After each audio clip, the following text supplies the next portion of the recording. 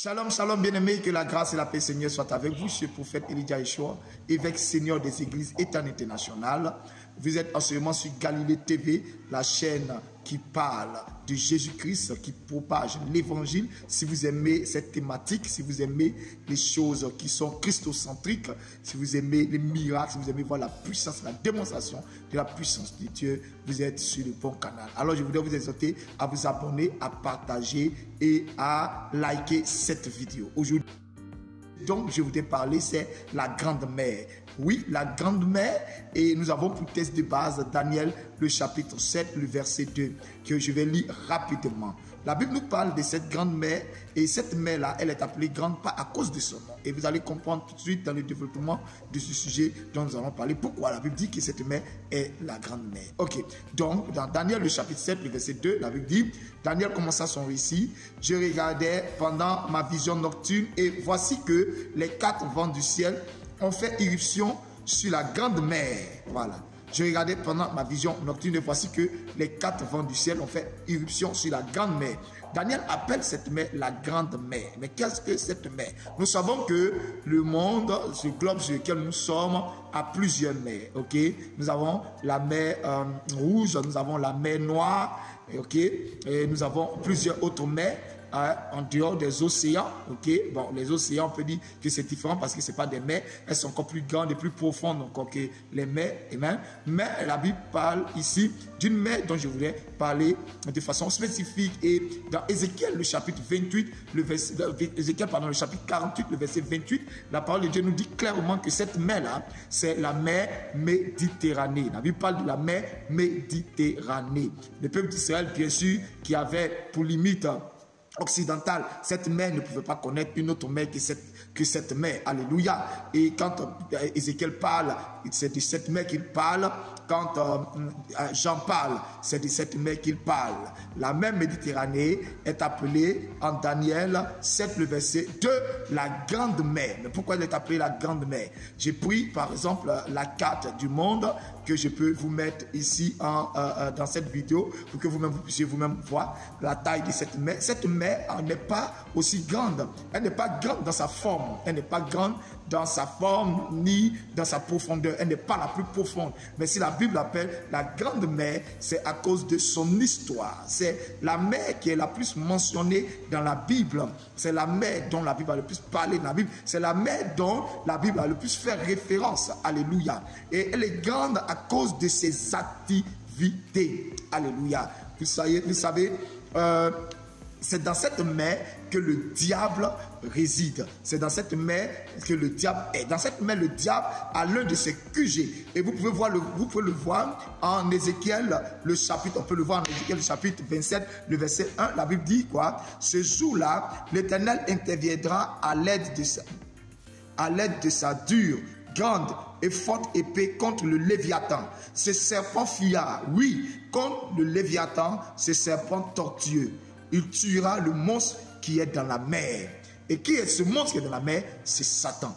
C'est l'un des QG du diable. C'est l'un des endroits où le diable réside. Nous savons que le diable réside dans les airs, qui est le premier ciel. Mais nous savons aussi que le diable aussi a un QG dans la mer. C'est pour ça que vous pouvez voir que beaucoup de personnes qui sont converties à Christ, quand ces personnes ont eu à rendre le témoignage souvent de leur expérience qu'elles ont eu dans le mysticisme, les personnes-là ont toujours dit que le diable les a envoyés dans la mer, ou on les a envoyés au bord de mer, et ils sont rentrés dans l'eau. Il y a un monde dans cette eau. Il y a vraiment toute une industrie de mode satanique dans cette eau. Vous voyez? Et là, ce monde-là, c'est la mer, surtout, dans la mer Méditerranée. Et la Bible dit en Daniel, le chapitre 7, que cette mer est la grande mer, pas parce qu'elle est la plus grande en taille, comme je l'ai dit, ni parce qu'elle est la plus profonde, non, mais parce que cette mer a plus d'histoire. Cette mer, aujourd'hui, qu'est-ce qu'elle fait? Elle avale, elle tue beaucoup d'immigrants, la plupart sont des Africains.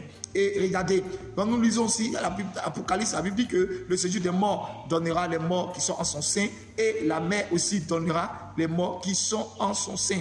Donc cette mer-là, elle retient les âmes. Regardez aujourd'hui combien de gens meurent. Combien d'Africains meurent? Combien de jeunes gens talentueux à qui on leur a vendu un rêve illusoire d'un Eldorado européen.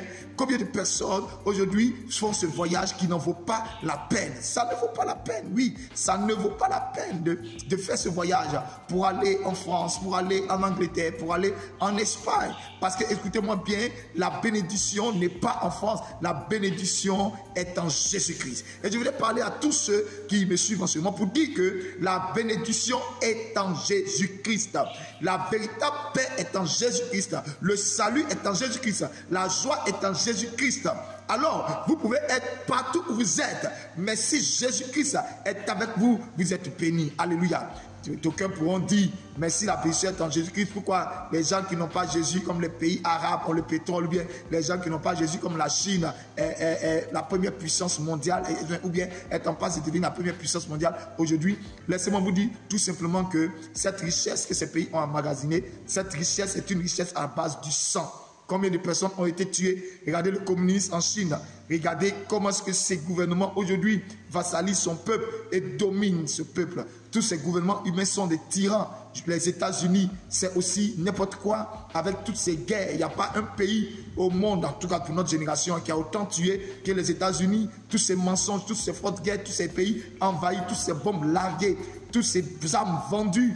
Alléluia. Et si ces pays sont développés, vous avez appelé les pays développés, ces pays ne sont pas pour autant dans le bonheur. Je suis désolé de vous le dire, parce que quelqu'un qui vit quelque part ici en Afrique, quelque part ici en Côte d'Ivoire où je suis, même étant en brousse avec le peu qu'il a, peut être plus heureux que quelqu'un qui réside dans des châteaux, dans des palais ou dans les rues pavées, comme dans ces pays développés. Alléluia. Et c'est vraiment, c'est la vérité. C'est que si on vous dit, la véritable puissance se trouve en Jésus-Christ. Ces pays peuvent être puissants aujourd'hui, mais je vous dis que c'est momentané. C'est juste pour un temps. Parce que la seule richesse, la véritable richesse qui dure éternellement, c'est la richesse du règne de Jésus. C'est le ciel. C'est avec Jésus, c'est le paradis. Sinon, après ça, tous ces pays, que vous dites aujourd'hui, pays puissants, qui se sont développés sans le christianisme, et ces pays-là, laissez-moi vous dire que ces développements sont de courte durée, car nous sommes bientôt à la fin du monde et Jésus-Christ revient pour prendre les clés du monde, les règnes de ce monde, et vous verrez la confirmation, vous aurez la confirmation, c'est la confirmation de ce que je suis en train de vous dire. Alléluia. Donc écoutez-moi bien, cette grande mère est appelée la mère et la grande mère parce qu'elle bouffe des gens, parce qu'elle tue, parce qu'elle garde en son sein beaucoup d'âmes, des personnes qui sont perdues, qui sont désespérées, des personnes qui sont qui courent à la richesse, qui courent vers l'Eldorado illusoire européen. Aujourd'hui, regardez, l'Europe est dans des problèmes. Aujourd'hui, ça ne va pas en Europe. Ce n'est pas le meilleur endroit. L'Occident nous fait croire que tout va bien, mais c'est juste des façades. Que ce soit les États-Unis, que ce soit la France, que ce soit la Suisse, que ce soit tous ces pays où vous rêvez d'aller, où beaucoup de personnes rêvent d'aller, je vous le dis, ce n'est pas le meilleur endroit où il faut être. Surtout que nous sommes à la fin des temps, nous sommes bientôt à la fin du monde et Jésus-Christ revient. Écoutez-moi bien, ce n'est pas le meilleur endroit où il faut être. C'est là-bas que la persécution sera encore plus accentuée. Frère, écoutez-moi bien. Là-bas, tout est surveillé. Là-bas, on sait où tu es. Là-bas, on sait ce que tu manges. C'est vrai qu'en Afrique, maintenant, ça commence à se passer, comme dans mon pays, en Côte d'Ivoire, où on met les caméras partout sur les routes, où on nous donne des cartes d'identité avec des puces. Tout ça, c'est vrai. Mais vous savez, ici, nous, on a toujours l'occasion, on a toujours la possibilité, en Afrique, de nous cacher dans la brousse, dans la campagne. Voilà, tout n'est pas forcément informatisé en ce moment, ici, en Afrique.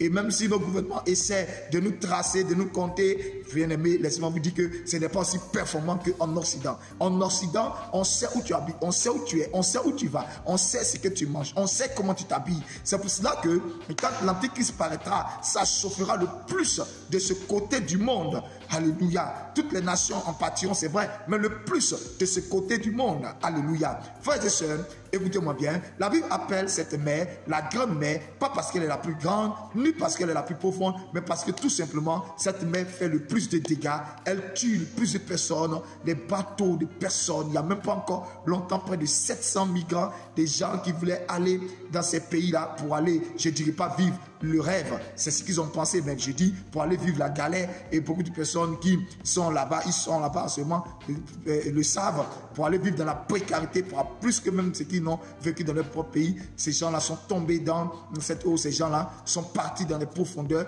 Près de 700 personnes qui sont mortes. Est-ce que ça en vaut la peine? Non.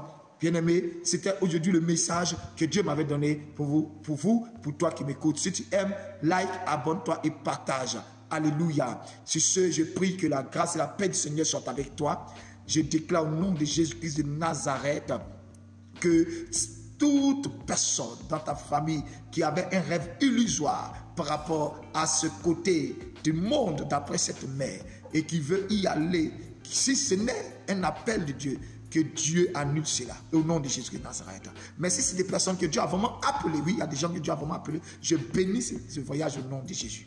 Frères et sœurs en Christ, vous êtes sur le bon canal, le canal de l'évangile Galilée TV, le canal de l'évangile de la puissance de Dieu. Je vous dis au revoir, à bientôt pour un autre thème, pour un autre sujet.